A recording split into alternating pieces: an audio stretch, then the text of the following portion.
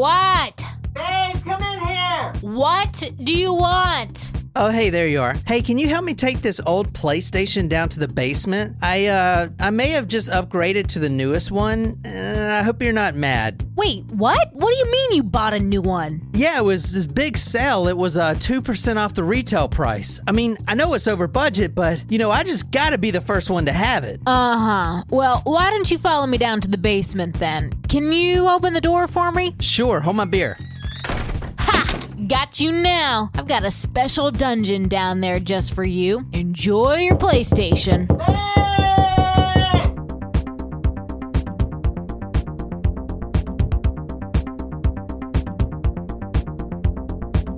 like it's been a while for some reason. Yeah, doesn't it? It does. Feels like it's been more than a week. It's been a very long week. How is it with your parents? It was something. Let's just say that. Just long enough. Okay, well, before we get started, we have a few new Patreon members to shout out. Oh my God. As always, we have Dina, Courtney, and Heather, who have all joined to support us this last week. So thank you, everyone. Thank you, guys. Thank you for being here today. And we have a very special surprise shot today by request from Sarah, who had specifically asked for us to take this shot that's not just a shot. Why? I feel like she hates us. She's been a supporter for so long, but I feel like she just did this on purpose. She wants us to feel the love here, which you can probably tell what this means for those of you who are watching on YouTube. Car bombs. We don't know what they are, but we do because we got wasted last time. Well, sorry. At least I won't be nervous tonight. Jen's got a date. It's a double date. Oh, yeah. I feel like this is more like Meet the Parents than a double date. Is this the first time you're meeting this guy in person? No. Oh, I was about to say. Second. And It's a group hang. So tonight's story is a fascinating story, sure to make us all in a happy mood. And I want to go ahead and shout out the request. And it is from Regina. Oh, Hey, Regina. So, all right, guys. So this is a request for Regina. Thank you so much. She is a Sprimo. She has been a fan of ours for an extremely long time. Yes. And also, if you would like to request your own stories, you can do so at the blog talkmurder.com. However, we do tend to focus on Supremo story requests more since there's only a limited amount of stories I can do. So, but you can go to... There's an unlimited amount of stories that you can do. So you can go to talkmurder.com, and I keep forgetting to mention this, but one of the perks, and I think it's like $3 is like the lowest tier or something, is you can get all the episodes ad-free. And that right there is worth it, especially for some reason you people like to binge us, which sounds awful to me. But if you're going to binge it, just $3, man, and you get all the episodes. Ad frizzle. All of them. Every single episode is on there. Yeah, because we don't actually control what the ads are. And I know it's a lot of progressive ads, which is fine with me because Flo, but... well, no, she's not on there anymore. Yes, she is. Yeah. They brought her back, I think. Yeah. Oh, really? Well, it's some new guy. Jesse? I don't know. The Mayhem? All right, so tonight's story is for you, Regina. It is a story that we're going to do. I'm not going to say it's good. Now, let me preface the story, and then you can decide if you want your kids to listen to it. I was going to say, we've got a long list of surprise shot dedications we can go do if we feel like we need But another someone's one. got to drive down to Folly tonight. This is true. So let me preface this episode before I tell you what it's about. Tonight, we are actually going 90 miles away or less, 90 miles or less away from where Adolf Hitler was born. Oh. Interesting. Where was Hitler born? Austria. You were supposed to guess that. You did ask me this week, hey, have you ever been to Austria? And so this is not where I was expecting us to go. Yeah, so Nicole has read a bunch on Hitler, Yeah. and Fascinating. it is a really fascinating story, or World War II, that is. But this has ties to the Nazi war machine. Ooh. This story. Okay. Regina picked this for us, didn't she? She knew we would love this. Do you remember when John flew his German flag Oh in, my in the God, studio originally, and it looked like it was a Nazi flag? We didn't realize you could see it from the outside, and then we're like, oop, we're taking this down. It wasn't a Nazi flag. It just had No, the eagle on eagle. it that was used by From the Right. SS. But an unassuming passerby would think that, we were a house full of Nazis. Yes, which Yeah. is nothing further than the Yeah, and we're truth, not- considering we have a quarter Jew and a Yeah. half Jew in this house. a at quarter least. Jew. Me. Yeah, Jen's quarter. Not a quarter. Yes, I am. Counts. So if you're new here, my name is John. This is Talk Murdered Me podcast. Welcome. I put all my sources, photos, and videos on talkmurder.com. I'm writing a blog post for this right now, so please go there and share it. Plus, you definitely want to see the videos of this horrific crime that we're going to be talking about tonight. So interesting to me that Hitler wasn't even German and became the leader of Germany. Well, he also became the leader of Austria and all the other countries he took over. True. Yeah, I guess that makes sense. So this is Austria, and we're actually going fairly recent tonight, 2008. Okay. So what was going on in 2008? Economic crash. There you go. President Obama was elected. Look at how organized that looks, though. Like every building, square, courtyard. Look at that. Yeah. Well, Kind of it's- amazing, isn't yeah. it? Very planned Kind of like cities. New York is kind of like that on a grid system. Yeah. Boston is not. No. No, it is not. It's Charleston like, is not. get the fuck out of here is what Boston system is. Now, Hitler became an honorary citizen of Amstetten, where we're going to tonight. This was during his takeover, and the city actually, he grew up 90 minutes away, and the city, quote, filled him with great pleasure, end quote. So he Sounds loved... kinky. Yeah. Yeah. So, he became an honorary citizen while he was taking them over. So, was No, it no, like, no, I not- guess you're taking us over so you can be an honorary citizen? No. Here's a report from a local history book. It says, quote, the crowd were screaming and waving, end quote. They wanted him there. So a lot of places, like I guess Austria, they wanted the Nazi regime to take over. All right, so tonight we're actually going to April 19th, 2008. An apartment manager we have a photo of him. An old guy. He rushes into the Amstetten Emergency Services. It was Saturday morning, April 19th, 2008, around 7 a.m. A elderly man, an old man, rushes into the Amstetten Emergency Services. And the gurney comes out, all the nurses, they put the patient on this gurney. And it wasn't him. This old man brings in a 19-year-old woman and from his apartment who he claims collapsed at his apartment building. Now, he owns 8 apartment buildings inside this one photo, and I'll show you the apartment here in a little bit. And I am not going to be able to pronounce the apartment from which she collapsed. Can we see it so I can try? Sure. I like pronouncing hard words. This isn't a word you're going to be able to get. Not English. It's okay. Here. Eepstrasse 40. I doubt that's it. Valiant effort. I don't All right. know. Well, we'll listen back and see if you got it right. So the apartment was, and I'm just going to go what you said, but is most likely wrong. It looks right to me. Ybbstrasse 40, and the spelling of that is YBBSSTRASS 40. I don't like vowels, I guess. No, they got an E in there. And a Y, right? Sometimes. All right, the apartment was built up of 8 sub-apartments. We don't actually have a photo of the woman that came in Okay. for reasons that I'm going to explain to you. She was unphotographable. Mhm.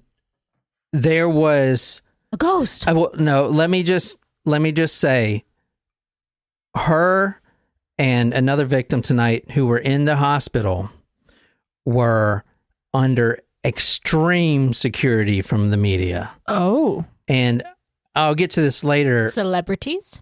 but the security team they brought in, I'm trying to find it real quick. Maybe a diplomat? It's like the Special Forces or Delta Force of Austria. I think they're called the Cobra Force.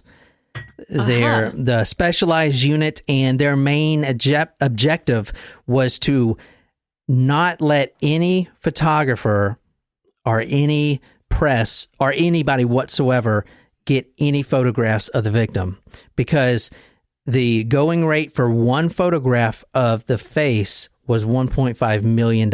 Wow. Everyone wanted to know what she looked like. And till this day, I cannot find let me step back. Till this day, I couldn't find a photo. So it was either a very popular crime or a very popular victim. Exactly. Or both. Exactly. Her condition, when she was at the apartment, she apparently had bit her tongue. Ooh. She had pulled her hair out. Oh. She went into a fit, like a medical fit. So And it sounds like she might have been having a seizure. from Dr. Albert Reiter, the main doctor taking care of her, quote, she was in a life-threatening condition. She was unconscious and had to be ventilated. Several of her vital organs had failed, end quote. Most of her teeth were missing. There were several bald patches. Now, how old is she? 19, you said. Her hair was completely gray. Her skin was, quote, deathly white, end quote. She was severely anemic. You all know what anemic means? Mm-hmm. What? You have low iron levels. Anemia is your vitamin B12 and your iron. Do you know that for certain, or should I look it up? No, I think she's I'm right. I'm anemic. Is this like another one of them Reverend? I think she's right. All right. Look it up if you want. Like it makes you feel weak often, right? Yeah, you have low iron levels in your blood. Go ahead, look it up. I want you to look it up. Initially, doctors thought that she was poisoned, Poison. but several tests ruled that out. And if you guys play Resident Evil, if you get poisoned on the game, make sure you take the blue flower. The blue flower cures poison. Red flower, blue thorns. Red flower, blue thorns. She was immediately put on dialysis, and she was delivered her last rites.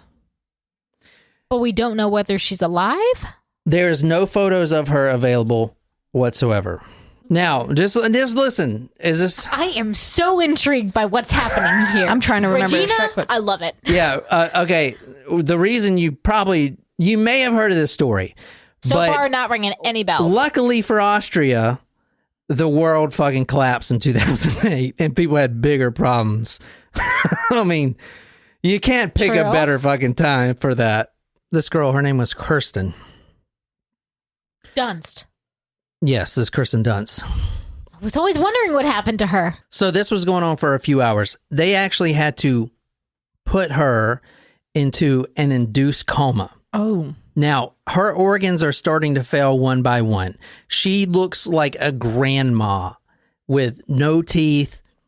She looks awful. But she was only 19. But none of the doctors could figure out what was going on. She wasn't poisoned. They did all the poison tests. They could not figure out what was going on. Seems like a case for Dr. House. Yeah. Yeah. Yeah. Or JG. The alcoholic Dr. House. No, he was on pills. Vicodin. Vicodin. Mm-hmm.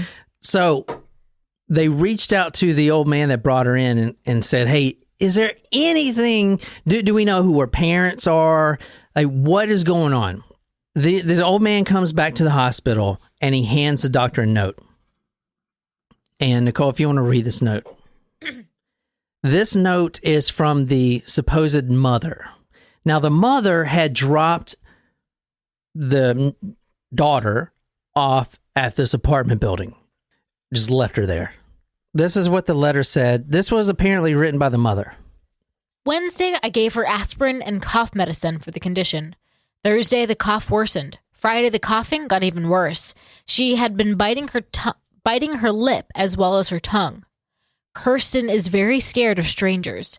She has never been in a hospital before. I've asked my father for help because he is the only person she knows. P.S. Said, Kirsten, please stay strong until we see each other again. We will come back to you soon. All right, so what do you notice about that? The only person that she knows is her grandfather? Yes. So She's reclusive? That is her grandfather. Now, The grandfather that brought her in? Yeah. So he didn't know this at the time, and we're going to get to this, but his daughter has done this a few times before. His daughter ran away from home at a very early age and joined a religious cult, a sect, and has been getting pregnant and dropping off her kids at the dad's house. And they were looking for, exactly, but no one has ever found her before. The grandfather actually goes back and in the jacket that was wrapped around Kirsten, there was a note, and he found that after he got back from the hospital. Then he pulls it out and is like, oh God, this is actually my granddaughter. So he goes back and to the hospital. Now, and he had met her before this, though? No. Because his daughter, the mother of Kirsten, ran away and joined a religious sect. So the girl's 19. And has been living with her mother in this cult. And so even though the letter says the only person she knows is her grandfather. Yeah. That's not, like, she knew other humans existed. Huh? Perhaps. Like, the way that was written, it made me think the only person she ever met in her life was this grandfather. Well, here's the thing. Did you get that? That's how I interpreted that letter. All right. So the grandfather goes back to the doctor, gives him the note, but that note doesn't really help them that much because Dr. Ryder, Albert Ryder, was losing his patient. And this really struck home to him. He was really heartbroken over this, and he was determined not to lose her. And I'll tell you if he did or not later, but he was losing her. Her organs were found. He could not figure out one way or the other. The grandfather couldn't provide any information. The only person that would be able to provide any information is the mom. Does that make sense? Mm-hmm. Okay. But the mom's in a cult. Mm-hmm. Okay.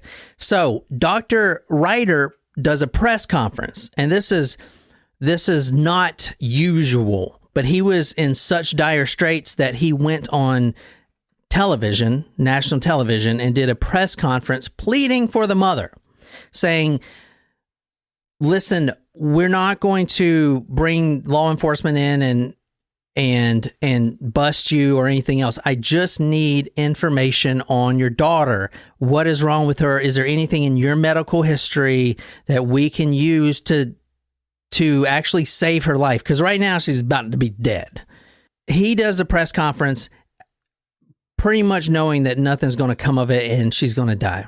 However, a few days go by and apparently the mother did see the press conference on TV.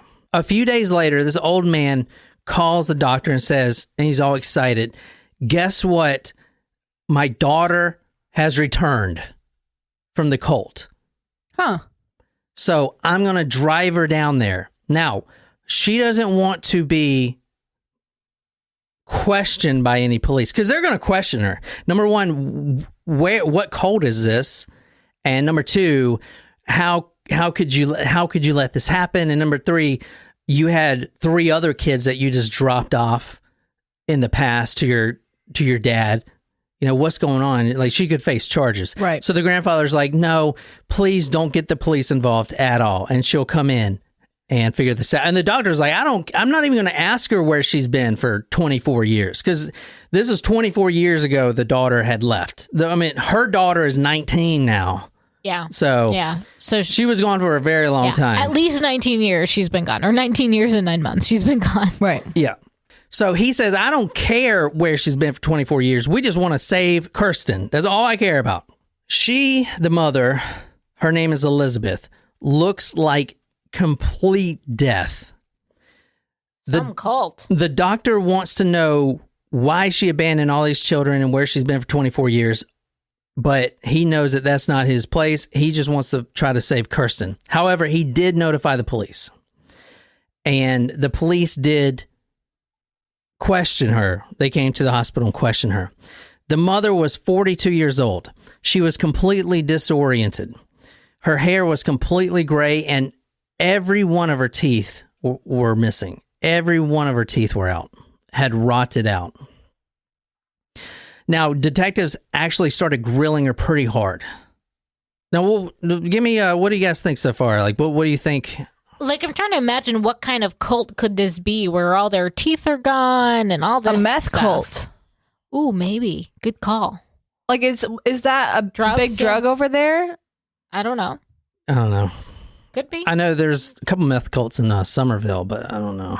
Not downtown. Downtown's really Downtown. cute.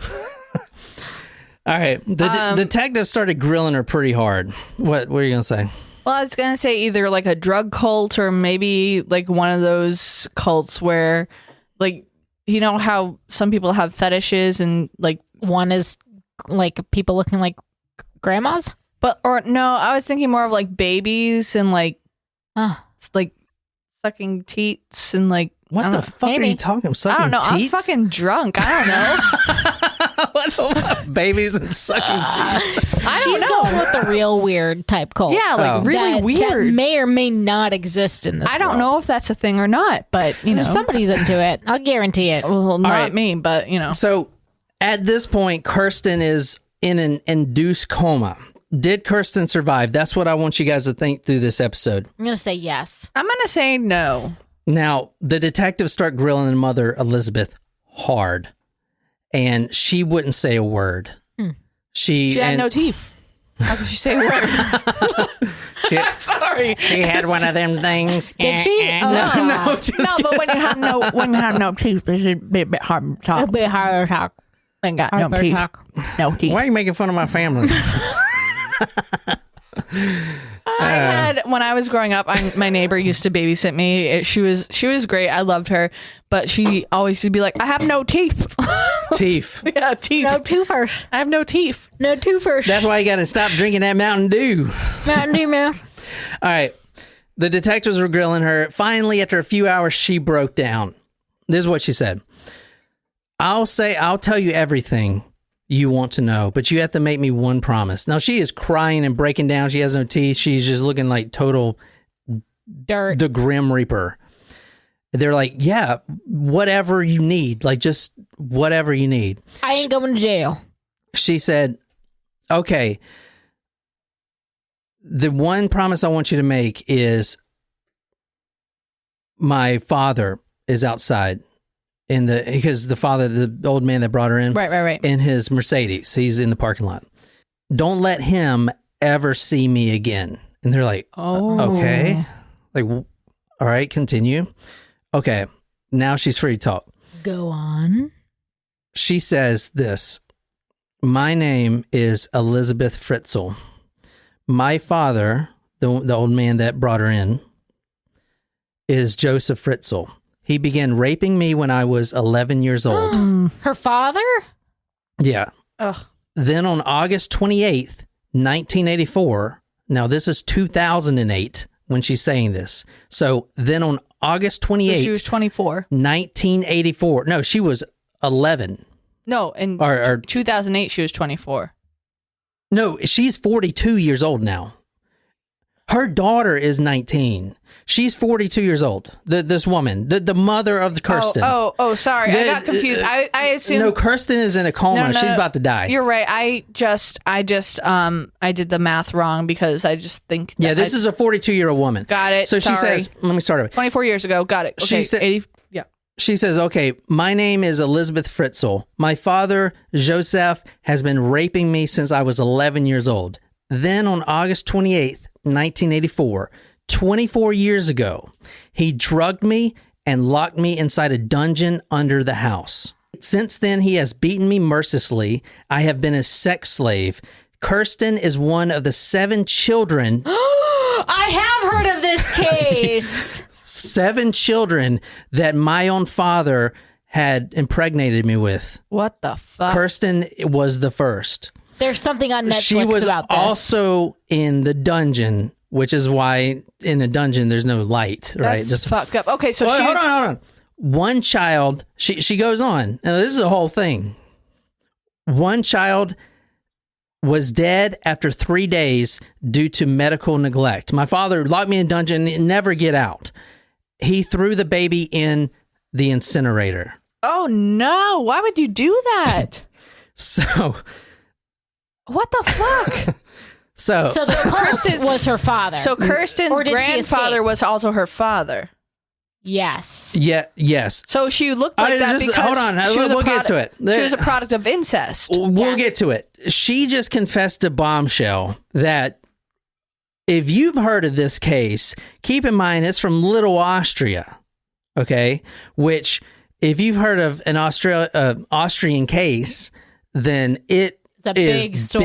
big news. So apparently she just told the detective that she's been living underground as her father's sex slave who's been raping her and getting her pregnant and having the children, his quote, second family, living underground. The main thing I want to get to at the very end, which I'm going to answer, is did Kirsten survive her ordeal? Did the... I don't even know what she is. The granddaughter, Daughter. or daughter, whatever. Yeah, daughter. Daughter. And daughter. Because the man, if it's true, the man impregnated his daughter, and then Kirsten is The eldest child. yeah. So No, she did not survive. All right. That's my statement.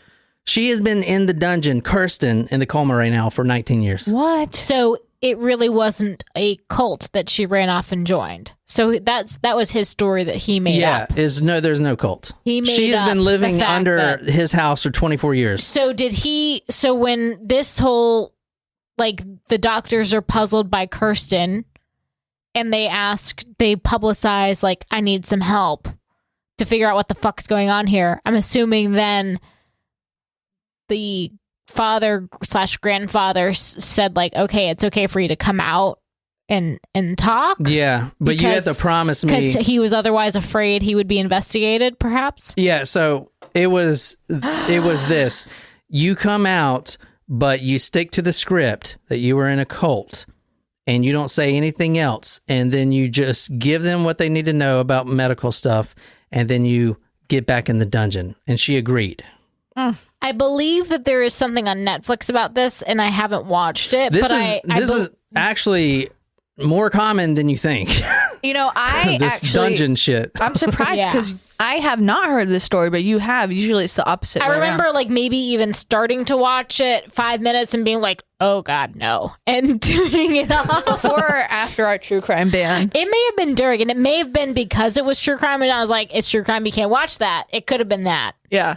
But right. I do remember the name like Fritz or something or It other. reminds me of Miss Frizzle from the Magic School Bus, Yes. which was an amazing show. I used to play the computer game. That was good. I love the one where they go inside the human body. Yeah, and they get all small. Yeah. I used to have Rugrats- a crush on her. Rugrats also has an Frizzle? episode where they go inside the human body and they say that babies are made from watermelon seeds. Remember yeah, that? I do remember that. So this is exactly where we're going tonight. I'll put all the photos on talkmore.com. It looks like a nice little town. Yeah, it does.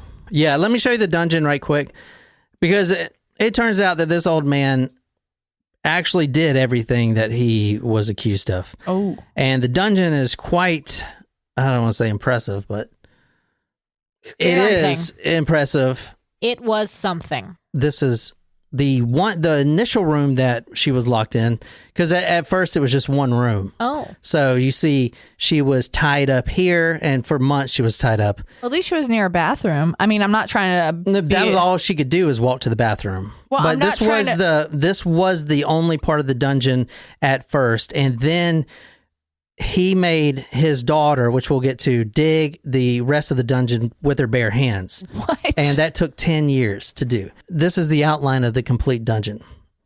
So you see bedroom 2. Now remember, there were 3 kids also in this dungeon. Now he had 7. 1 was miscarried. So where's the other 3? Dead? They're upstairs. They're living upstairs? Yeah. Are they boys? I'm not. I'll get to that in a minute. But he's got a family upstairs and a family down, a subterranean family, and they don't know about each other. What? And fucking crazy. All right, so I'll put this photo on talkmore.com. That looks like the size of a whole house. Like that looks like, when you think about a living area, like when you think about housing plans, it's like, here's the bedroom, here's the bathroom, here's master bedroom with bathroom, here's the closet, here's the living area. That's like a whole plan. That's crazy. Yeah, so this is, the initial room, and then all this was dug out. There's a bedroom 1 here, a bedroom 2, the living area, workshop, utility room. Can I just make a comment?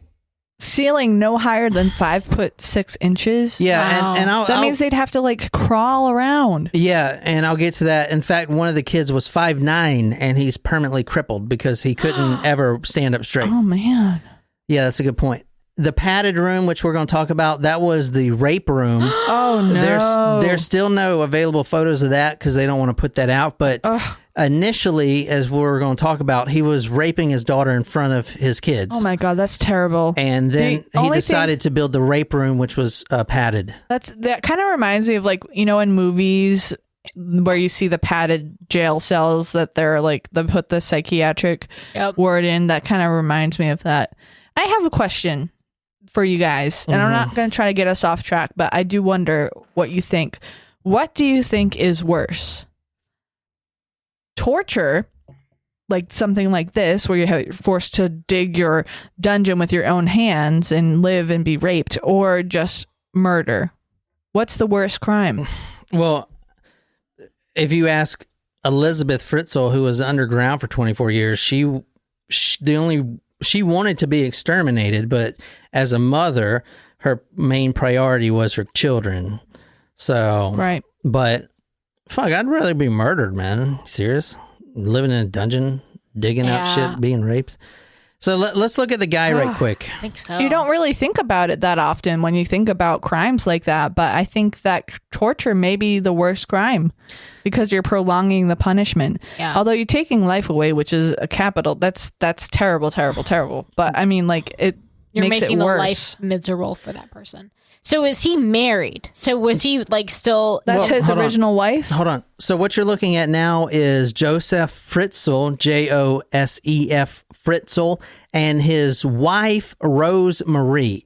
Now, Rose Marie was the upstairs wife, and from all accounts, the detectives ruled her out as a suspect. Everyone else has ruled her out as an accomplice. But she knew what was going on. The No way in common hell. belief was nobody upstairs, even the 8 tenants that were living in the apartment, had no idea that there was a subterranean dungeon where the family living Was in she there. the mother of... She was his first wife and the mother of 7 children on her own.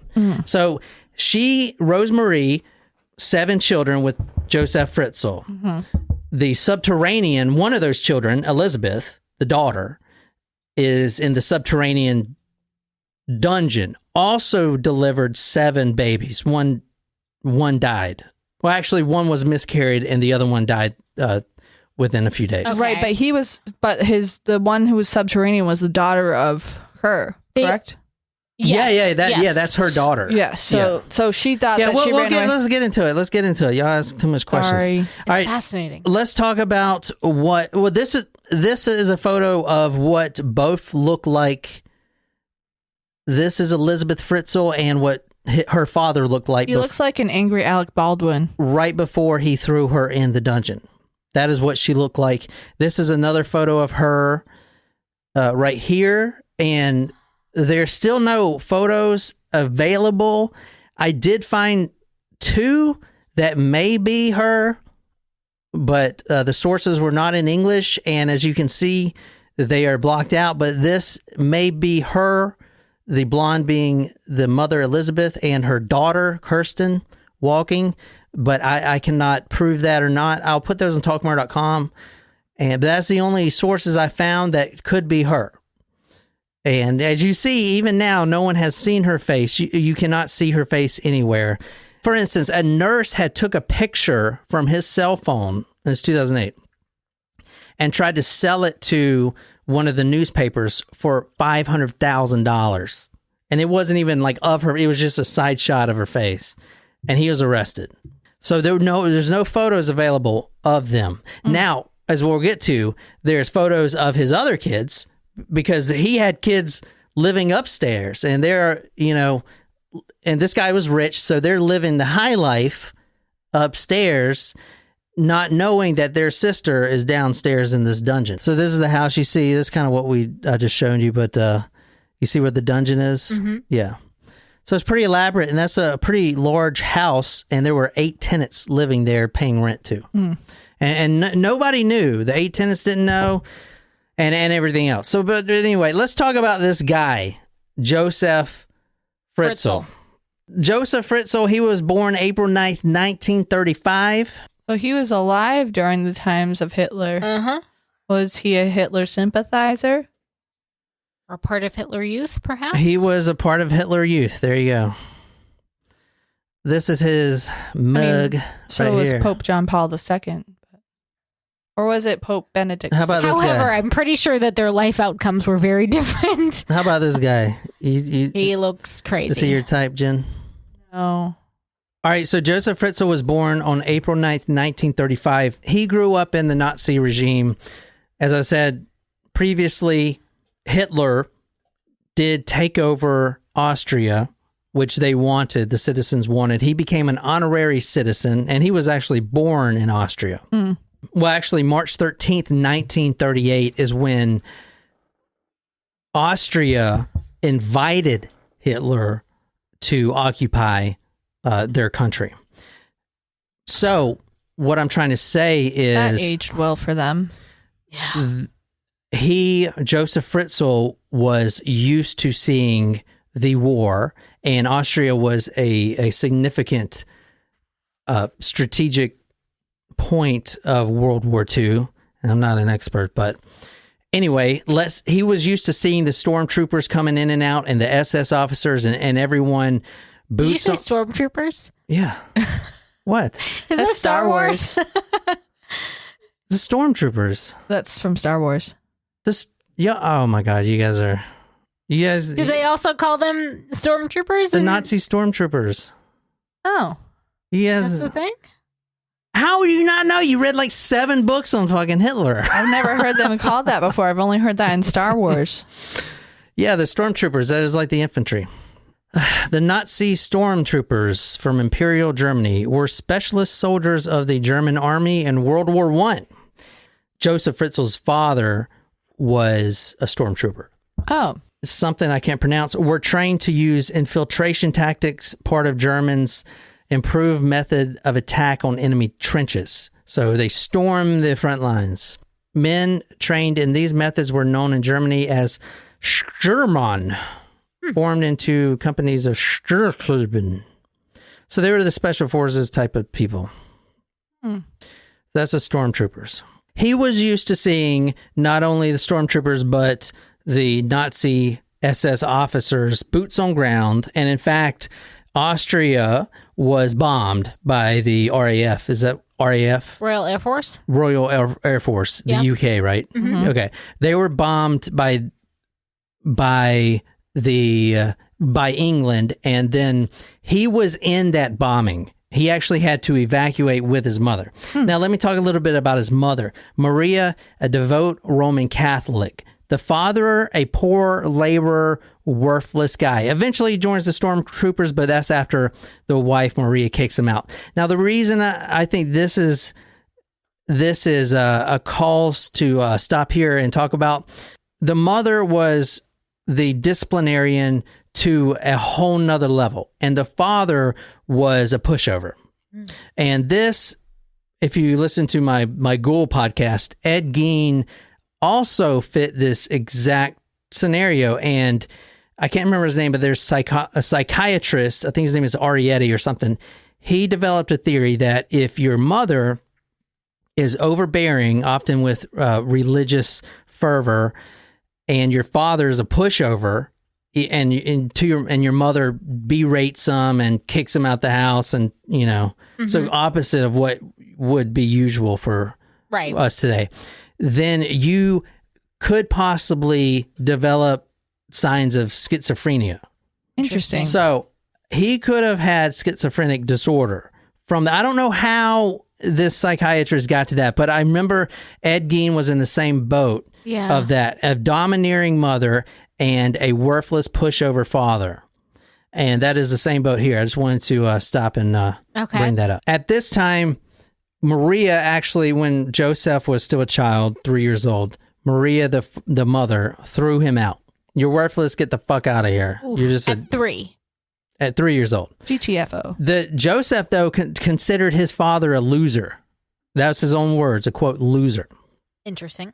He idolized his mother, just like Ed Gein did, and he hated his father. And as I said, his father became a stormtrooper and died a short time later, but no information about that is available. He didn't die in the war effort? He died as a stormtrooper, in the war effort, but we don't know where. I mean, they lost contact with him. Got it.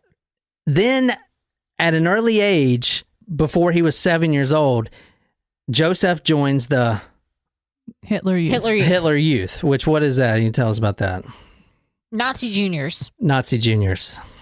Boy Scouts for Nazis. It's interesting that Something like that. It's interesting with his father being a stormtrooper that he didn't have more adoration for his father. Yeah, that's a good point. I don't think he knew. Really good point. No, it's a really good point. I don't think he knew that his father was in the war because when he got kicked out. Everybody was in the freaking war. No, I get it, but like, all right, so the mother, but stormtroopers would be like SF or something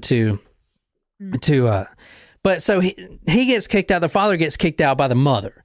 And I highly doubt the mother's like, hey, guess what your father's doing? He's doing all this courageous stuff. You know, he probably didn't know that his father was a stormtrooper until, whenever he learned that. Right. You know what I'm saying? He learned it, yeah. Because he was kicked out of the house as a poor laborer, and a loser to him.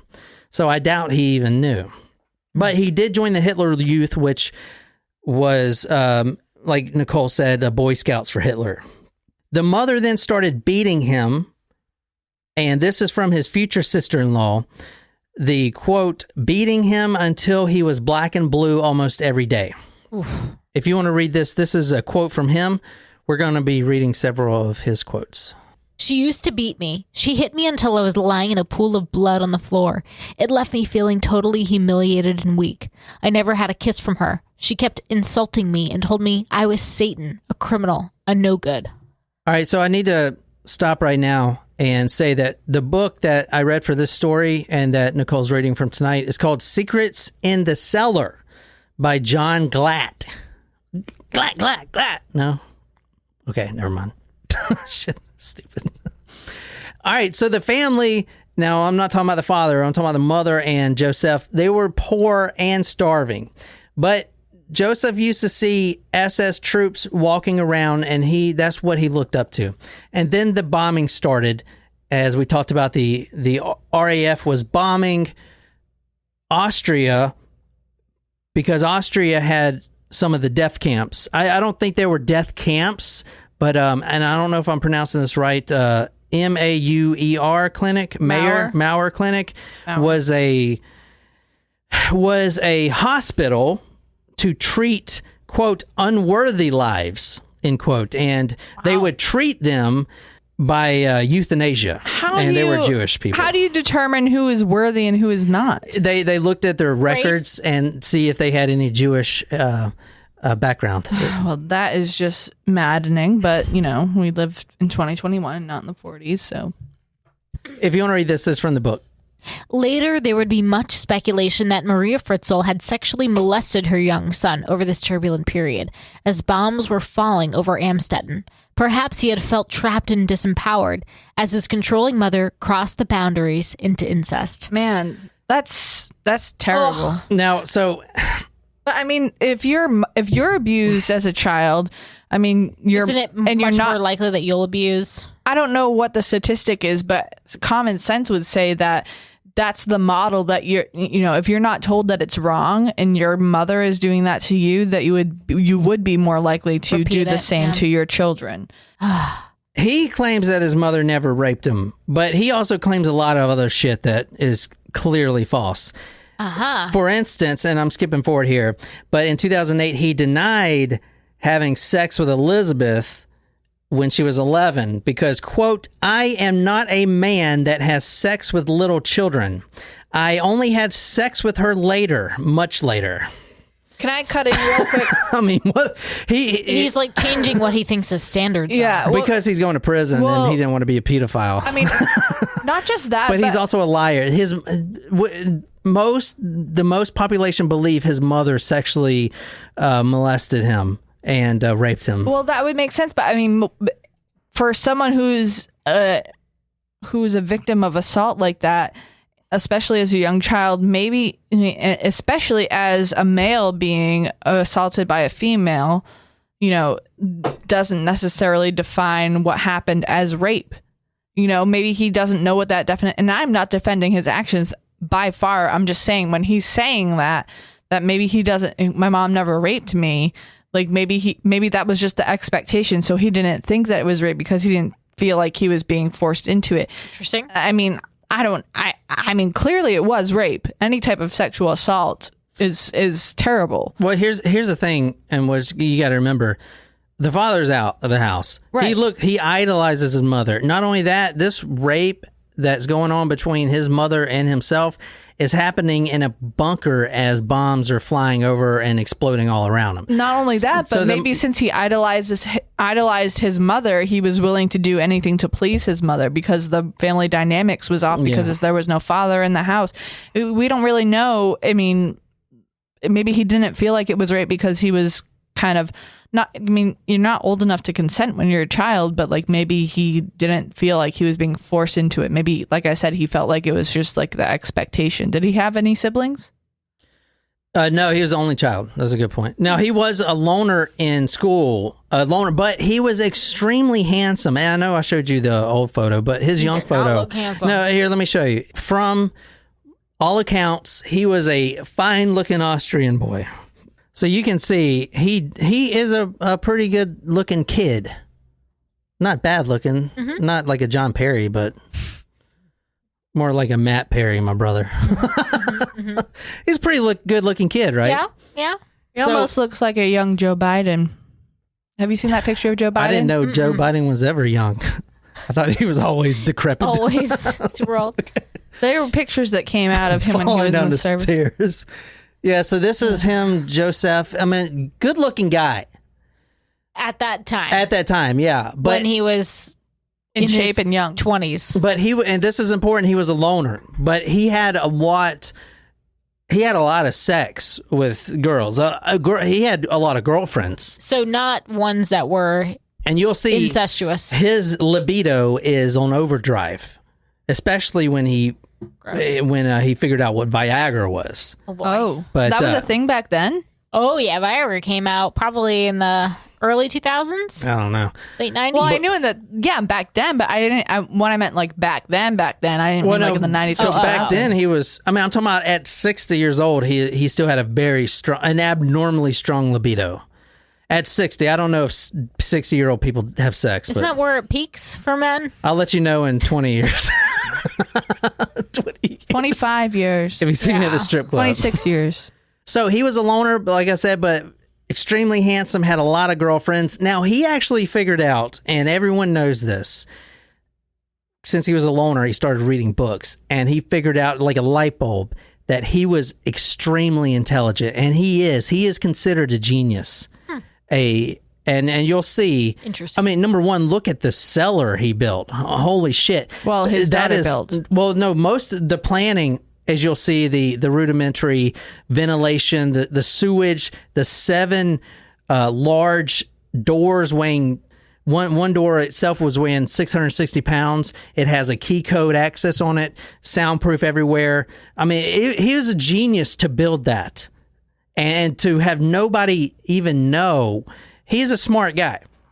Yeah. And no one's ever questioned that. But he started devouring books. Like Nicole, she devours books. It takes me like 3 weeks to read one. Takes me longer. You read a book a week for this. Yeah, I do. So he was at Amstetten Secondary Sports School, and he was an excellent student. Excellent. His grades were excellent. Perfect student. And he was a disciplinarian when he gets big, but during the time, Hitler's walking around, you're gonna act right. Everyone's dressed right dress. Everyone's gonna do the right thing. We're trying to take over the world. That is his mindset. Every perfect marks in every grade. He figures out he's intelligent. He decides when he gets old enough to go into the electrical engineering field. He takes a job in Linz, Linz, and he moves there with his mother. Now, from his own words, he claims that he locked his mother in the attic and bricked up the walls till the sun doesn't shine. That's what he says. And there's no proof of that he did that, but... He's saying he essentially buried her alive? Yeah. He worked at a company called Voest, Voest, which is a Hermann Göring company, which was the financier, right? Was he the financier? Göring? He was the SS for sure. No, wasn't he the guy with the glasses that did the books? The accountant? Yeah. So...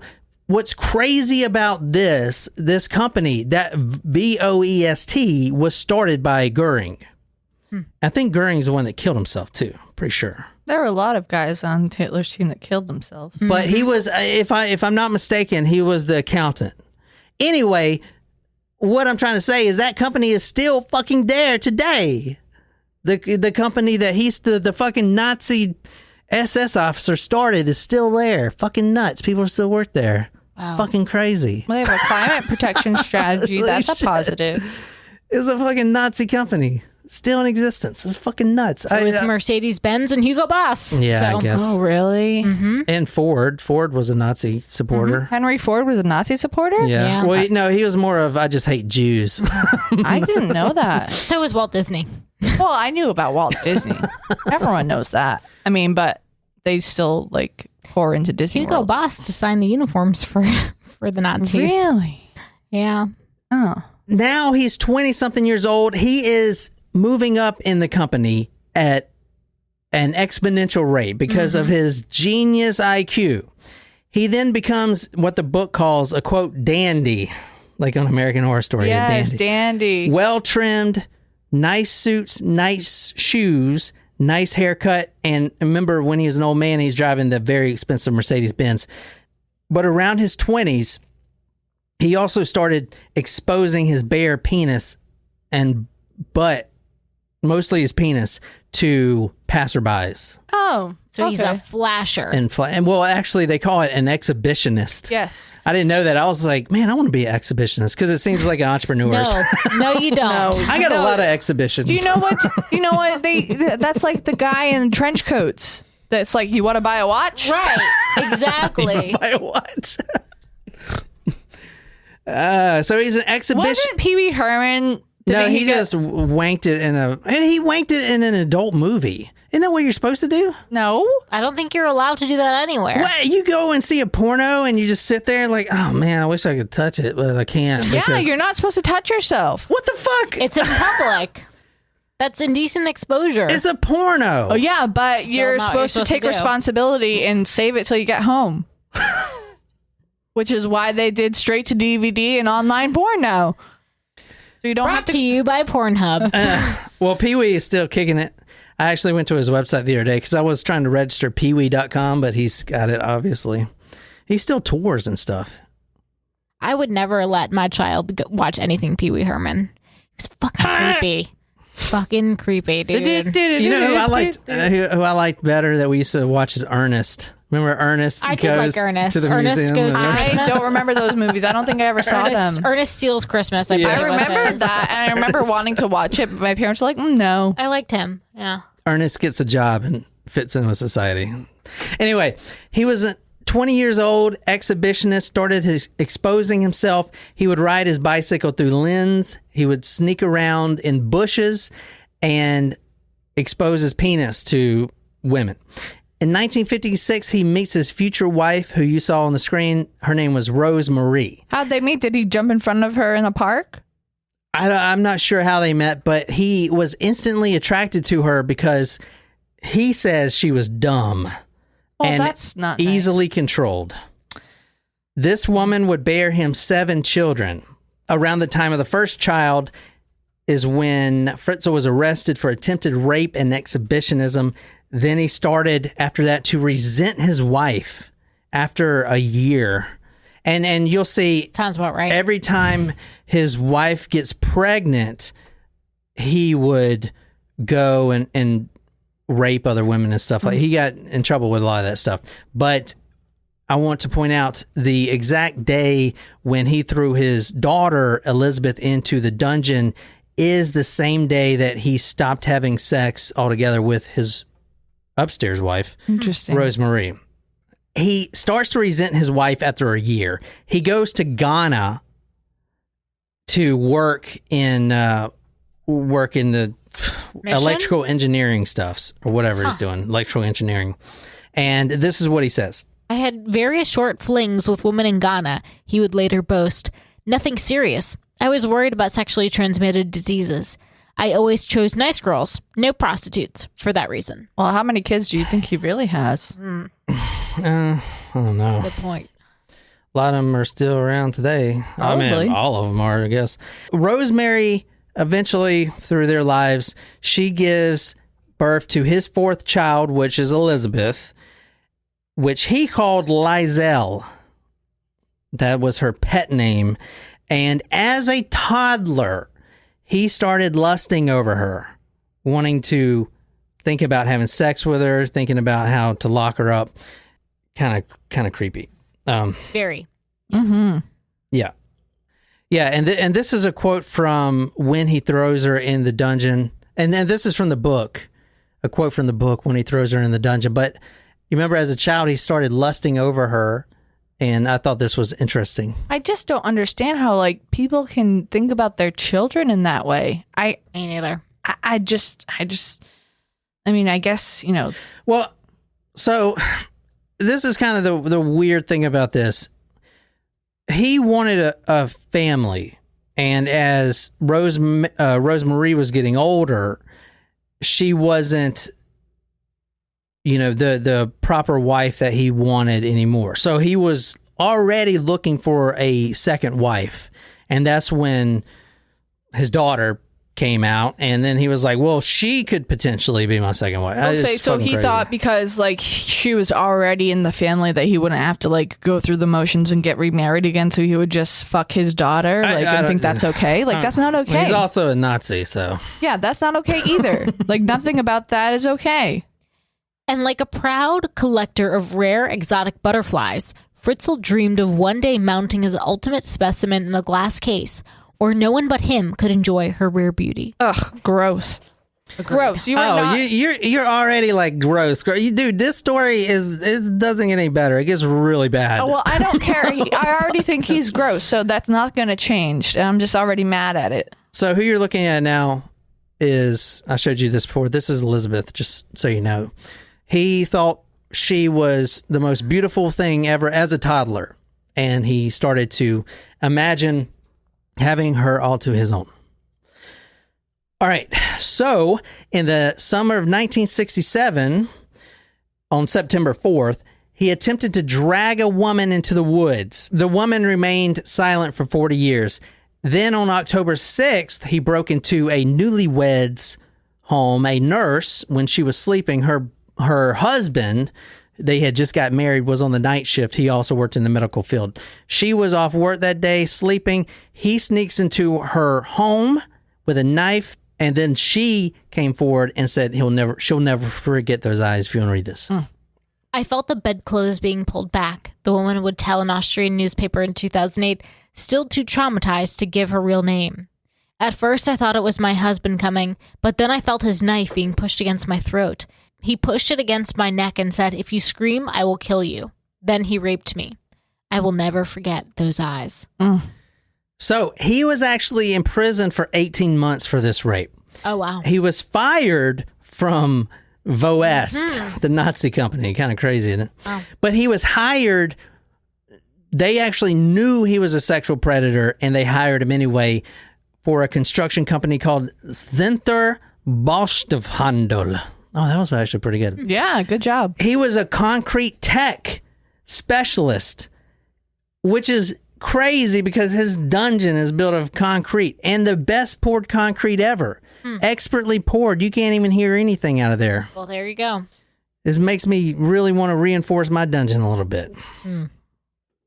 Now, he was a genius at his job, and he jumped up the ranks quickly. Now, I want to say real quick, the 18 months in prison in Austrian law, your record is completely expunged after 15 years, which, when he goes to adopt his cult daughter's children, aka his own fucking children, and adopt them, they didn't see that he was priorly a sex offender because it had already dropped off his record. And that was one of the big things with this case. Wait, but I thought you can't foster someone if you're a sex offender. Of course not. But like, why is that something that dropped off his record? That should always stay on your record. I don't know about America, does it? If you're a sex offender, I don't know. I'm pretty sure. Okay, well, in Austria, it's 15 years. It drops off. The fuck, like.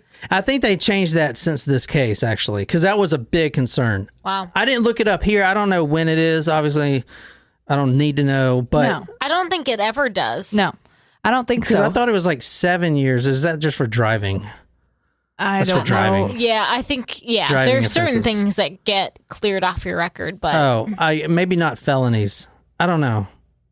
yeah. I don't know how it works. I don't know, but if you're a sex offender, especially one of this nature, that should not come off. Okay, your record. that's a good point, because in 15 years it did, and that I believe that was changed since this story. That was a huge problem that was embarrassing for Austria at the time. Yeah, I'd say so. Because they let this guy adopt and foster children that were his own fucking children, turns out.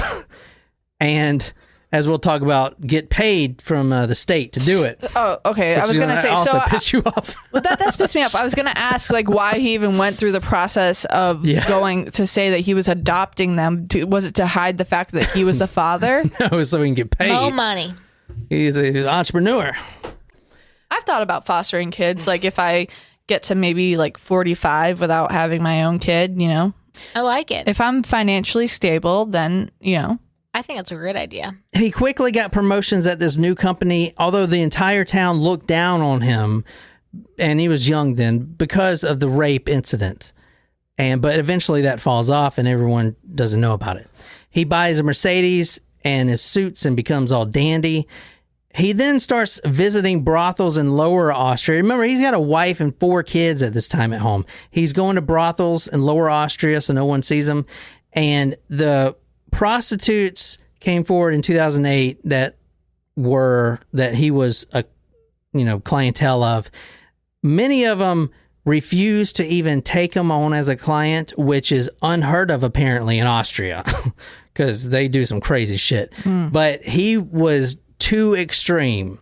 He would make the prostitutes, and he would pay, I think it was like $220 an hour even back then, make them play as corpses and sometimes smear his and their feces on themselves. Oh, no. And that no, you cannot pay me enough for poop play. Absolutely. and that fucking was not. only No. some of the stuff that wasn't censored what he wanted to do. Like, I accidentally got dog poop on my hand today from one of the dogs, and I was like, this is disgusting. Like, and that's dog poop. Like, no. Poop play is out of the question. For any future suitors, poop play is totally off the table. Poop play, pee play, none of that is okay with me. Like, no, I don't. No. 2 girls, 1 cup. Nope. 2 girls, No. 1 cup. No. Absolutely fucking not. No. The only way he can orgasm, as you'll see, is if the person he's having sex with, or raping in most cases, was extremely close to death. And that reminds me of Andrew Cunanan. If you want to read this is from the book. This is we're moving on to his disciplinarian side. So this story is mostly based on his upbringing, obviously. He behaved like a drill instructor with his children. Said his sister-in-law they had to stop whatever they were doing and stand still when he would enter the room, even if they were in the middle of some game. You could sense their constant fear of punishment. Now, these are his kids living upstairs. 1972, Rose Marie becomes pregnant for the 7th and final time. And in 1973, he's an entrepreneur by this point. He's buying hotels and stuff. He buys a campsite on Monsey Lake, which I don't know if y'all have ever seen. It's a famous church scene from the blank of blank. The Sound of Music. There you go. Yeah. Yes. The hills are alive. Yeah, so that is the area. I love the Sound of Music. Long, you do? I didn't know that. So long, I was farewell, Avita, So say that's goodnight. where I it's was filmed. very old when I first saw it. I was like Very old. I mean, I was like 15 when I first saw it for the first Wait, time. You are 16, going on 17. All right, so he buys this campsite, and it's mostly to ship his wife, Rosemarie, there so she can look after it while he is getting tenants in his new apartment. She started gaining weight, and he stopped having anything to do with her. No sex whatsoever after the 7th child. He started looking for a new wife, and lo and behold, he's got one. His daughter. So, all right, now let's talk a little bit about this. And this is kind of where it gets kind of crazy. Now, It hasn't gotten crazy wasn't yet. before. Let's just clarify. when Elizabeth turned 11, she was first raped by her father. She was too traumatized to tell anyone. The mother also didn't know. And Bullshit. nobody, well, no, I believe it. She didn't Because know that they they were- were in a dungeon. Not only the mother, but the 7 kids that, well, 3 that were living there at the time, and the other ones, and the 8 tenants that were coming. They had no idea. Nobody knew. Nobody, even the Yeah. wife. Now, this will make you happy. Elizabeth, after this whole reunion and with her real mother and all this stuff, everyone's going to be a happy family. Elizabeth is like, get the fuck out of my life to the mother, because you should have left this asshole when he was berating you in public and having sex with all these people and raping people. You should have done that. So I don't want to fucking talk to you anymore. You're not my mother. So after all this came out, she's out. But I don't think she knew. There's no way she knew. It wasn't like she was going along with it. Nobody knew. None of the tenants knew. And no, not just. And let me say, I say 8 tenants. That was a revolving door because he had very strict rules to live there. There were over 100 tenants that had come and gone in that building. Just 5 feet below their feet, because they were on the bottom floor. 5 feet below was a family living in a dungeon, and they had no idea. Now, they would hear noises and stuff, and now they're like, oh, fuck, it does make sense. And sometimes they would see this asshole wheeling groceries out in a wheelbarrow to this cellar, but they never put 2 and 2 together. And in fact, he was so well, and I'll get to this, he was so well loved in the community at this point. He was an entrepreneur. He was providing jobs. He was putting into the economy. He was on the mayor's call list. He was a loved citizen. And not only that, you know why he was most loved? Why? Because he was such a good guy that he and his wife, Rosemarie, took in their daughter's children after she ran and joined a cult and just dumped her children off at his doorstep. And they did Dumped that her out of- children they did off. that out Fucked of the up goodness is that? of their heart. How fucked up is that? Everyone hates fucking Elizabeth. Before they knew she was in a dungeon, they were like, this fucking slut. She's in his cult. She's getting pregnant. She's her poor fucking father. And oh my God, you guys are saints. They were calling them saints. They actually had an honorary day for this guy. The mayor was there. It was a whole big shenanigan. Oh my God. Okay. Yeah, they loved this guy. So it's interesting. So now I feel like my questions are coming full circle to Kirsten. So I'm sorry if you're not ready to go back there yet. But I find it really interesting that he, for whatever was going on with Kirsten, he felt so compelled he needed to take her to the hospital instead of just letting her die. I'll get to that, but Elizabeth, number one, she promised, because that's her daughter, that she would come back to the dungeon. Not only that, the main reason is because everything he does is for his own good. Kirsten, remember she was having those fits? She actually was ripping her hair out, which he was okay with. Yeah, you do that in a dungeon. But then she took her shirt, ripped up her shirt, and started clogging the toilet, which would flood not only the dungeon, but the entire apartment, which would bring people down to obviously be like, what the fuck? You know, that, so he had no choice. If Kirsten, and I believe if you think everything happens for a reason, I think that it's, I don't know, but Kirsten had these fits, and that is the day they got out, because he had no choice. The dungeon would flood, the water would seep up in all the apartments. It would be a whole mess. He knew that, you know. And then what are these bodies here? Like, what's that about? Kind of thing. I mean, this guy is so fucked up that when he is finally interviewed by detectives, he says some. I'll tell you the quote in a little bit, but something to the effect of, "Well, I could have just killed them." Wow.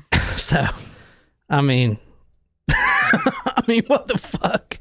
What this guy? He's a fucking Nazi. That's why he started with the Nazi shit. Yes, he was. Well, I mean, like, yeah, you could have killed them and then you'd have a body count. So instead, you're just gonna like fucking torture them and make their life a living hell, like, because that's not illegal. All right. I know we watched this movie together, but did you see the movie Room? Mm-mm. I wanted to watch With, it. That's got to be based on this, right? Because the son, Larson. the son was actually born. I think that was on its own based on a true story. Well, the son was born in the dungeon. Yeah. Which is, 3 kids here, as we're going to talk about, were born in a dungeon. They've never seen the sunlight, or, when they were finally out of the dungeon, driving to the hospital, number one, driving in a car, because they've seen it on Hollywood and movies, but they've never seen sunlight. They've had to wear protective shades for months to get used to the sunlight. They would look out the window, the 2 kids that were really close to each other, the brothers, they would look out the window and see a raindrop and be like, what is that? Oh my God. What? Like everything. It was like they just came out of the womb. They've never seen anything. They've never seen natural sunlight. They've never seen trees. They've never seen plants. So when they were, and it was kind of nice to see when, in the book, when the detectives were taking them to the park, the kids, the 2 little boys, were sitting at the park and just like looking at flowers and just so in awe. And, I really hope one of them was 6. The youngest was 6, so he's got the best chance to survive, I think. Or have a normal but they're all life, going to survive, obviously, to have a normal life. So I definitely wish them the best. Luckily, I couldn't find any photos, and that means there's none available, because they're all, the entire family, name changed, location, like witness protection, custody. They're taken care of probably pretty well. Let's move on. You got me off track here. Sorry. Now, the rapes would happen in the home when the mother wasn't there, in the car in his nice Mercedes, and in walks in the forest. And like I said, he said, I'm not a man that has sex with little children. I only had sex with her later, much later. But you threw her in a dungeon, but you didn't have sex with her. Anyway, if you want to read this is some of his quotes here. And you can see how great of a guy this guy is. The pressure to do the forbidden thing was just too big to withstand. At some stage, somewhere in the night, I went into their cellar and laid her down on the bed and had sex with her. He said she did not resist his advances by scratching, biting, or beating, just making small whimpering noises, as he had his way. I believe the small whimpering noises, but number one, everyone believes Elizabeth, not this asshole. He didn't lay her down on the bed. Number one, he started raping her before she was even in the dungeon, and the bed was only after Elizabeth begged him to stop raping her in front of her own children.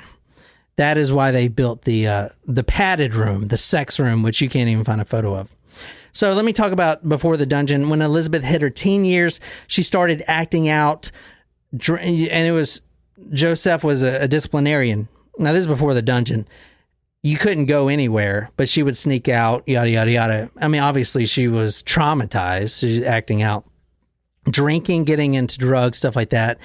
And that is when Josef decided that he doesn't want her to go and be promiscuous. He wants to keep her all to himself. And he calls it his, quote, personal kingdom. The dungeon itself took 6 years to build. Now let's talk a little bit about the dungeon. You want to see pictures again? Or Okay. Are they pictures of the diagram? I mean, there are a couple pictures here. I mean, there's a couple little pictures like like this. I mean, there's a lot of rooms that were not put to the public because of the children's sake, right? And the privacy, like the rape room, for instance.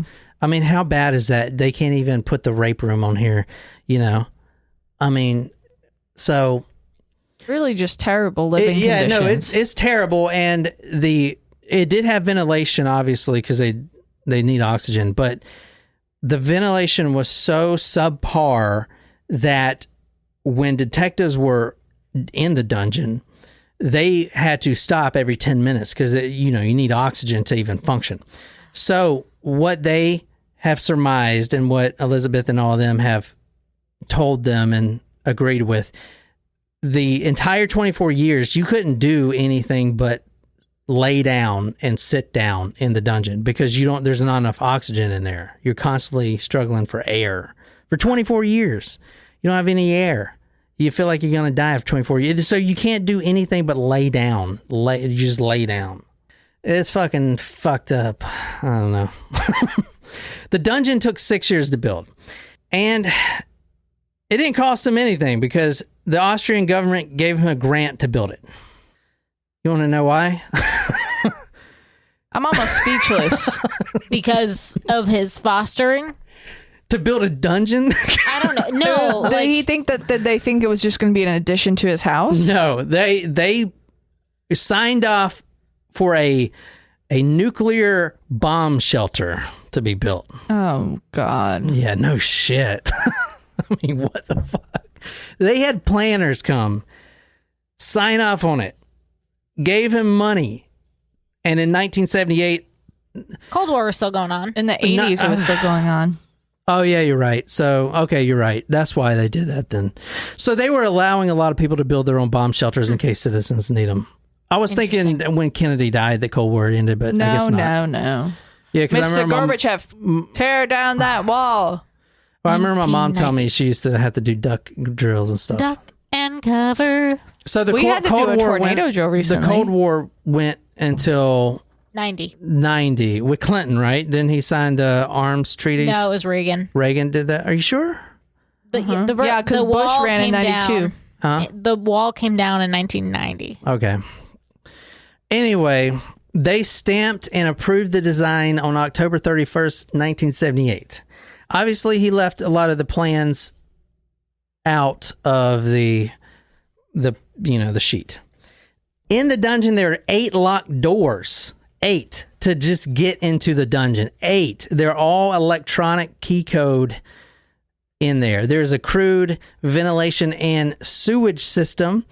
250 tons of dirt and reinforced concrete. So, all right, this takes years to build. So, his wife, they know there's a cellar down there. They know that he's down there all the time. Does that make sense? Like, they know this. I mean, how do they not know you build a fucking dungeon, takes 6 years? I mean, it's your backyard. They know all this stuff, but they just thought it was his private quarters, and they were forbidden to go in there. I mean, it seems outlandish to their defense that anyone would have a family down there. Like, what the fuck? They just thought he was a weirdo and likes to go down there like a man cave. As we'll get to, the daughter running away to a cult, he was distressed by that. When she officially ran away and sent that first note, he went to the police and filed a police report saying, my daughter joined a cult. Please find her. He then goes on a public news station pleading for his daughter. Please come home. You're hurting us. Ballsy. Fucking, she is in a dungeon. God damn. This guy is the worst type of fucking people. Like, the police didn't come and search his house? A lot of people came. When? I mean, when he first reported his daughter missing? Yeah, like they didn't. No. Because they just took it you got a successful businessman that has contacts with the mayor. You think they're going to search his house?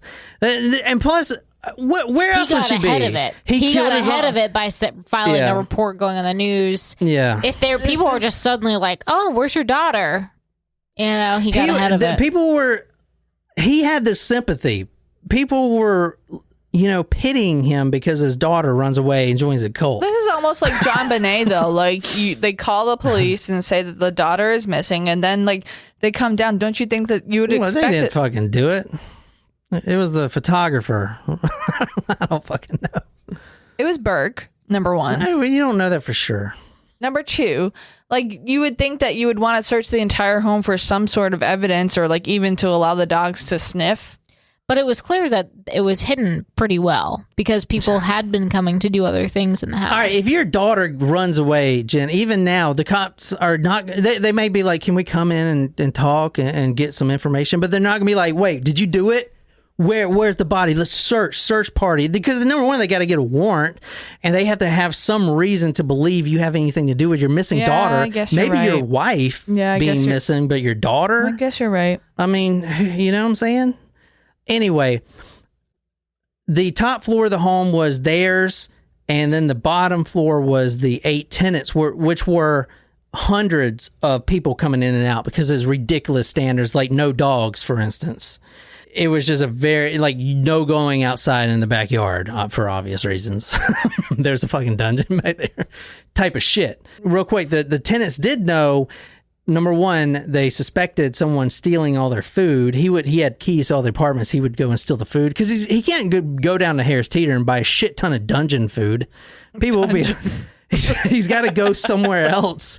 So at first he was stealing it from his tenants. Then this guy is such a frugal asshole. He was actually diverting some of their energy power to the dungeon.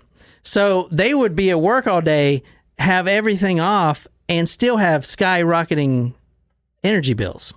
But, I mean, what's the alternative? There's a family living down there? I mean, before this, no one thought that was even possible. Well, he definitely knew what he was doing. Yeah. Elizabeth, before she goes in the dungeon, she runs away. And because she's tired of being raped by her father. January 28th, 1983, her and a friend escaped to Vienna, but they were brought home after 3 weeks. Why is this a good thing? Because for Joseph. Oh. Why is he? Well, at first he was livid, but now he's like, she wants to come home? Because no. Well, why is it good that his daughter just ran away? Because it gives record that she was a runaway. And this is type of the behavior. No, officer, she's done this before. You know what I'm saying? She's done this before. Here we go. That was actually one of the worst things she could do. But, I mean, who would have known? I mean, she knew her father was building a cellar. She didn't know she was going to get thrown in there, right? Right. All right. So on Tuesday, August 28, 1984, the mother was away on the rental properties, and he asked his daughter, or demanded his daughter, Elizabeth, to stay. She was the only one of the kids staying with him. Daddy's girl, I guess, The only one staying with him at the house. As I said, Tuesday, August 28th, 1984, he asked Elizabeth to help him. He's almost finished with the cellar, his man cave, but he needs help moving a 600-pound door. So she obliged. Using an ether-soaked rag, he chloroformed her. She woke up 7 doors deep inside the dungeon, tethered to the toilet. Oh, God. And that is where she woke up. And if you want to read this is from the book. Like an animal, he raped her again and again until he was spent. He turned off the electric light, leaving her dazed in pitch black darkness, and left, carefully locking the 8 heavy doors connecting the dungeon to the outside world. All right, so this is where it gets pretty bad. Elizabeth would spend the next 8,516 days inside this subterranean rape dungeon. 8,000 fucking 24 years.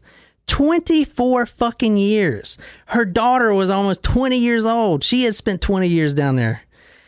Fucking crazy, right? 24 fucking years in a dungeon. Yeah.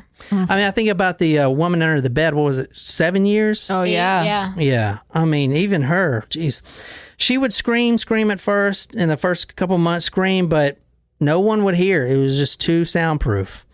She was also tethered for 3 months to a cable to the toilet. She actually learned to cooperate during the rapes, and she realized that if she didn't scream while he was raping her, that she would actually get food. You know, for days, he didn't put food down there. He would just come in there every 2 days and rape her. And then she realized that if she wouldn't scream, he wouldn't beat her, and he would actually give her food. All right, that's pretty bad, isn't it? That's terrible. That's worse than pretty bad. Yeah, and you know what's really terrible? And I'm going to spoil it for you. It's hard to get worse than this, so go ahead. Yeah, I'm going to spoil it for you, but obviously he's still in prison. As he should be. Maybe for the rest of his life. Good. He's still alive? We don't know that yet. It was only 2008 when he got caught. Yeah, but he was born in the 30s? He almost got out completely because he pled insanity. Oh, God. And the lawyer, what a piece of dump. The lawyer saying, oh my God, this lawyer will fucking make you puke. Saying, no, you're distressing my client. Oh my God. It must be tough to be a defense lawyer, though, when you think about it. Like, even if you believe that your client is guilty, you have to defend them. Yeah, I get it. I get the lawyer's duty, but still, man, you're going to say he was insane and had no idea his daughter was locked in a dungeon and he was raping her for 24 years? It's a stretch. If you want to read this. Several times a day, he would come to rape her before giving her scraps of food. Later, she would tell police that she had no choice but to submit to his violent sexual attacks or starve to death. Yeah, so when Elizabeth came home, he actually calls her. So remember, she's off doing the rental properties. He's like, I got some bad news, honey. Our daughter, the one that we love so much, ran away and joined a sect, religious cult. And she left a note that says something like, don't look for me. And it was written by her, you know, because if not, I mean, he would rape her. I mean, he was raping her anyway, but she would get beat and probably killed.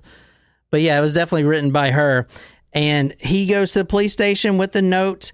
It's her handwriting. They mapped it out from her schoolwork, stuff like that. It's her. Yeah, she definitely wrote this. I mean, what's the alternative? He's got her locked in a dungeon? I mean, that just doesn't happen. So she wrote this. She's definitely in a cult. He goes to the newspaper. They actually bring a photo. He brings a photo, the one I showed you. This is what she looks like. If you see her, please. I mean, just the worst, dude. This is his own fucking daughter.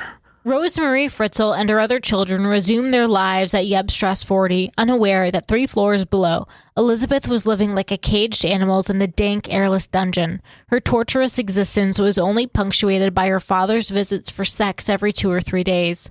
Slowly, she was forced to accept the bizarre new role he had planned for so long, his second wife, the mother of a new subterranean family. So let's talk quickly about the psychology. The Stockholm Syndrome, obviously, I haven't done this story, but apparently there were bank robbers.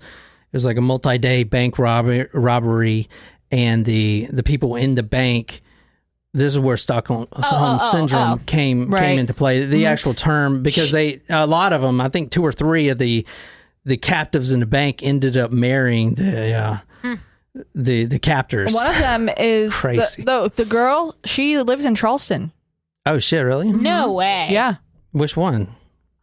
Just one of the people that were hostages? Yeah, I can't remember her name. That's crazy. So that is a little bit about the Stockholm Syndrome. I haven't done the story. I don't know too much about it. But I want to say the smallest acts of gratitude when you're locked in a dungeon or you're being held against your will, and this is important, like not beating you when you're getting raped, or, hey, it's cold down here, here's a blanket. Those small acts of gratitude, which most people would take for granted, are multitudes for someone who's held in captivity. That's kind of the Stockholm Syndrome, right? You put so much emphasis on the smallest acts. Anyway, the first child came in September 1986. It was miscarried after 10 weeks.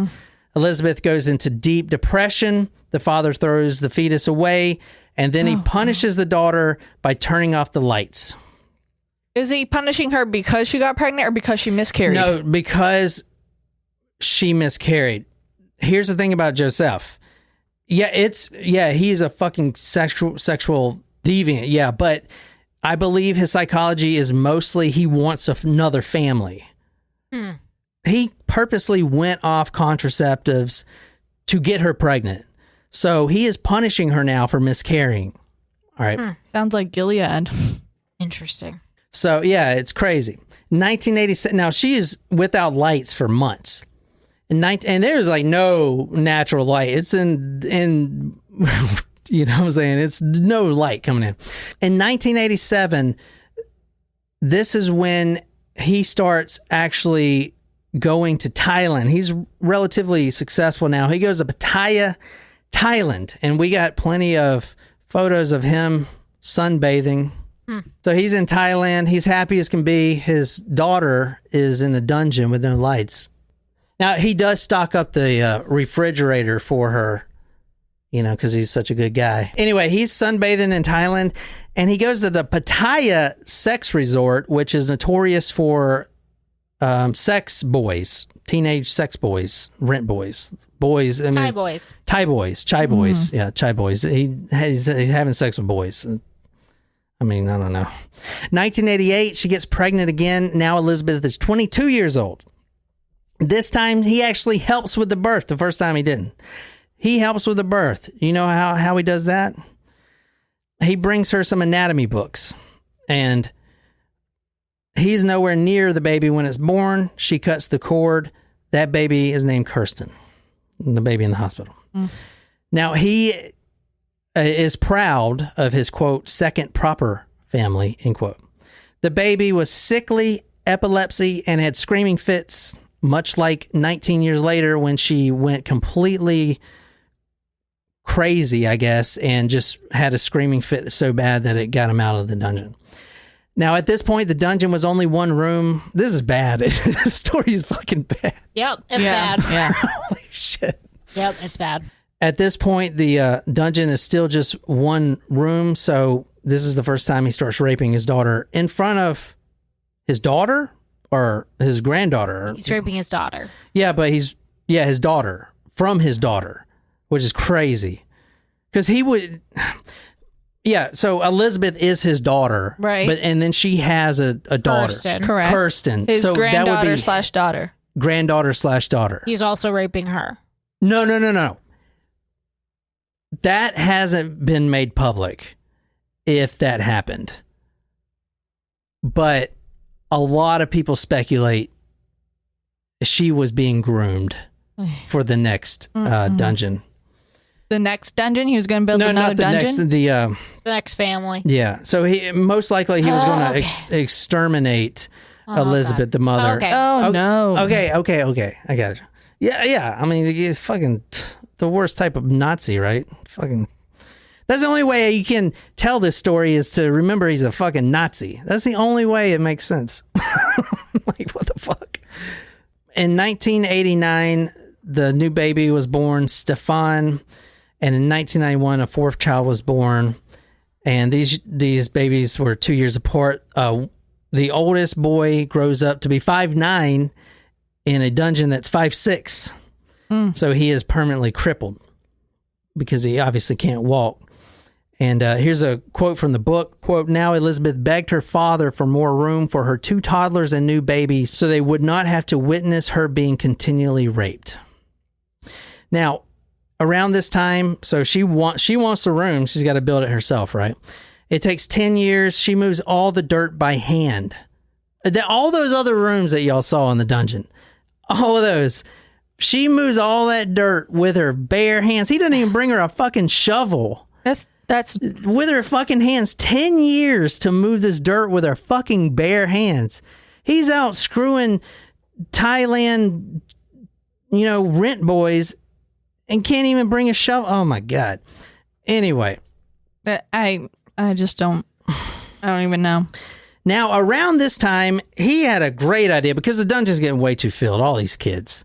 So I'm going to bring half the kids upstairs and the rest of the kids can stay down here. So all the other kids you have now, we're going to bring upstairs.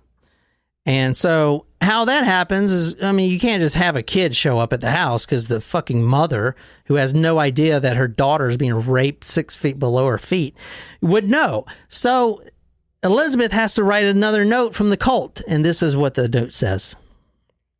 I hope that you are all healthy. You will probably be shocked to hear from me after all these years with a real live surprise, no less.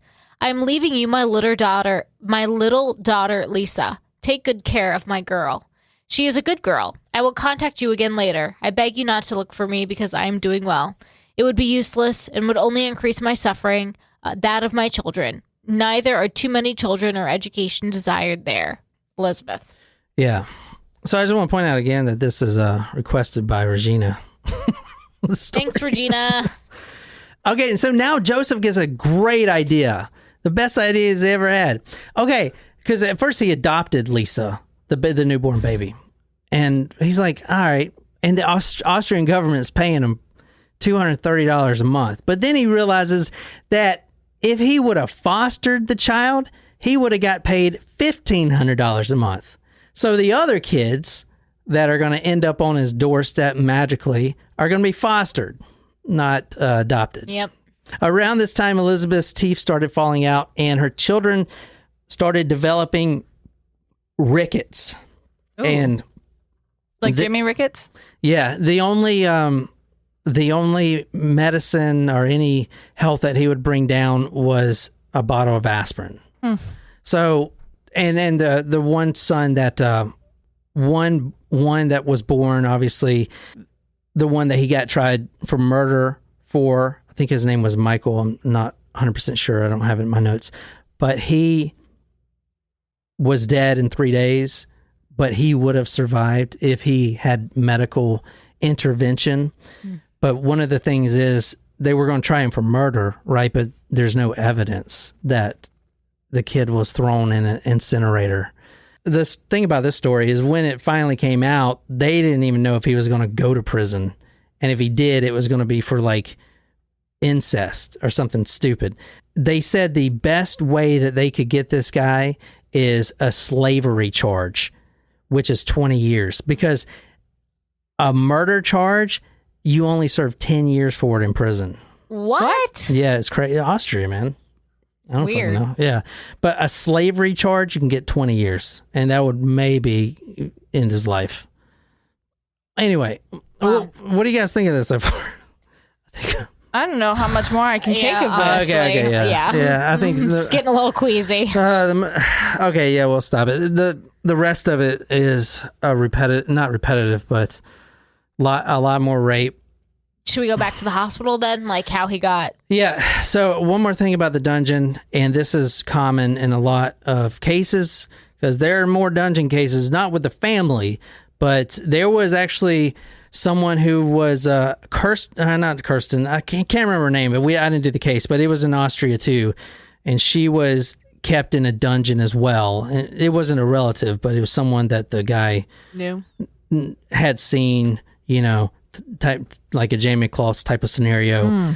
And one of the things that the captors will always use as a scare tactic is say, if you leave, there's poison gas or something, or, the basement will flood, you'll be dead. Now, here's the thing. This guy is like 80 years old when he's going and having sex in Thailand with a Viagra with these rent boys.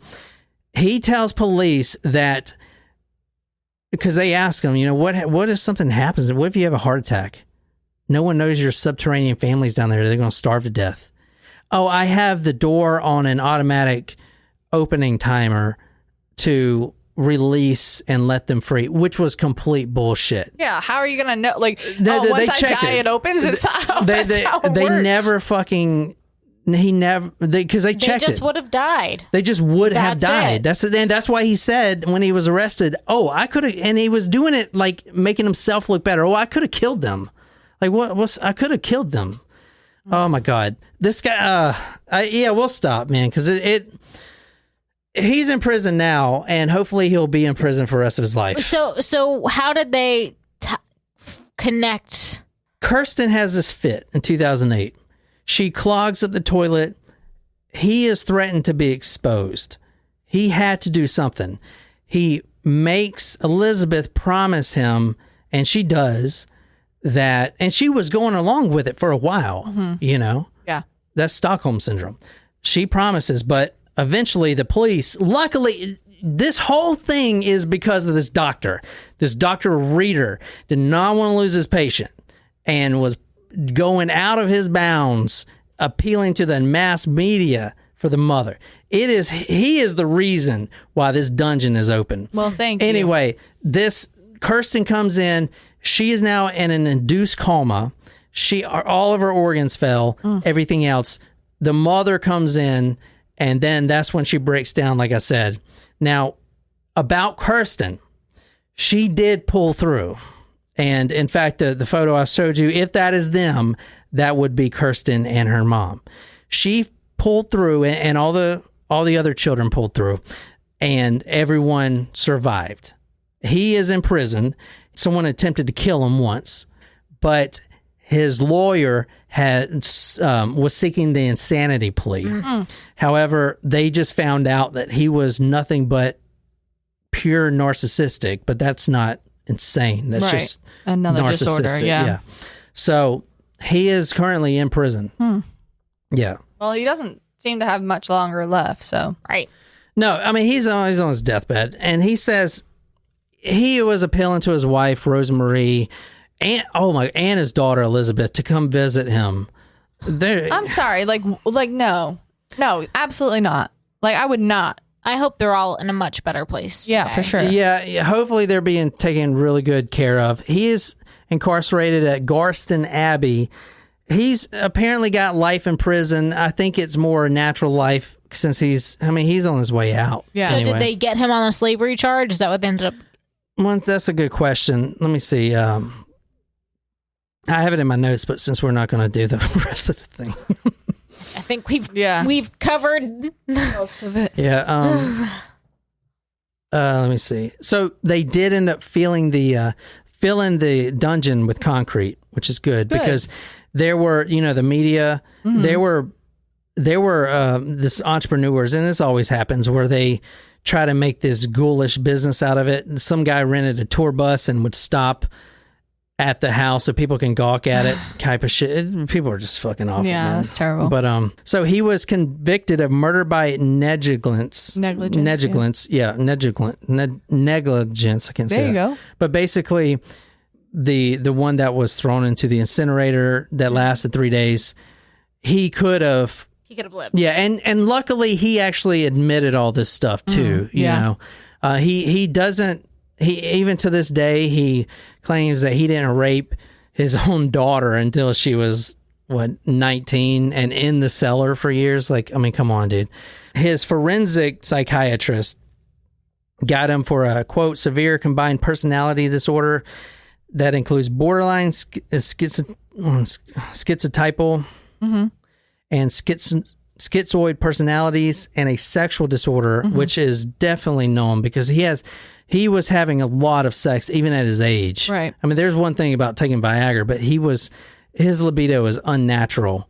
The psychiatrists actually recommend he receive psychiatric care instead of being locked up in a prison. However, thankfully, and he took copious notes too, so all the rapes and everything else, all is documented. Ugh. They tried to reunite the families upstairs and downstairs. I don't believe that ended up working because, as you see, and it's not any fault of the upstairs family. They had no idea. But the daughters upstairs, who are the same age as the daughters below, they're living two different lives. Right. You see the daughters upstairs, tanning in Vienna and all this, because they're rich, all this lavish lifestyle, and the people downstairs are getting bare nothing, and they're downstairs in the dungeon. So I don't believe the family integrated, even though they did at first. That's pretty much it. So we don't know where Elizabeth is at, but, hope and then the best. Yeah. Till this day, he has shown absolutely no remorse. He doesn't think he did anything wrong. He actually claims that he just put her in the dungeon because she was doing drugs and drinking, and he just wanted to protect her. Wow. Yeah, he is the worst type of fucking person. His name is the Incest Monster, and I know it's Das Incest something. I can't remember the last one, but that's what he's known as. And so that's the case. Really disturbing. I did not have fun doing this case. Well, thanks, Regina, or should we say Regina? That was so mean. Yeah, that was and we skipped a lot of things, but it just gets worse from there.